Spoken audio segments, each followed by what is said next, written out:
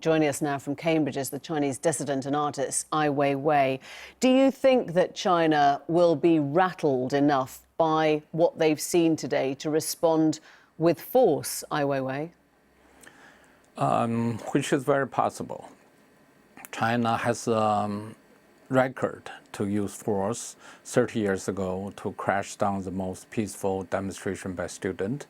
And if you see what happens in Hong Kong today, students are very rational and very, peaceful. Over 1 million people demonstrate on the street. But what happens in today is quite, I feel very suspicious about what's happening. I think the government is trying to find an excuse to do something. So you can see Carrie Lam immediately says she cannot have any kind of negotiation or talk with the students because of the violence. I personally, I think this is not normal. Do you think that the protesters have damaged their cause today? They've become too hardline for the Chinese to back down? I don't think so. I think it could be a setup. I don't think students are irrational. They are very peaceful and rational. So I think very possible is the Hong Kong government trying to find some excuse to maintain this position, no negotiation, because very clearly this lady who Carrie Lam is not cannot act independently. She is a representative of the central government, and the central government would never negotiate.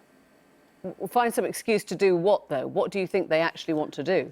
I think they are not going to negotiate, and there will be a hard line, and they also possibly, if there's more demonstration, they possibly just use forces.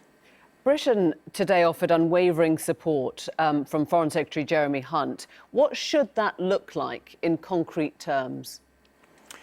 I cannot expecting what is in their mind, but very clearly there's no tradition for Chinese government to do any kind of negotiation with situation like that, and Hong Kong cannot act alone with that. So what do you need from the British government now, or from governments around the world?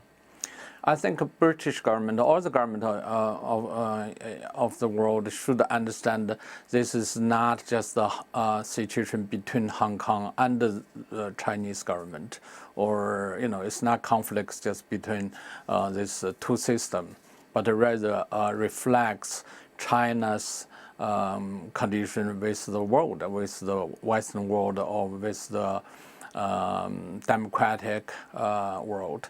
So that kind of conflicts is going on now, but will continue.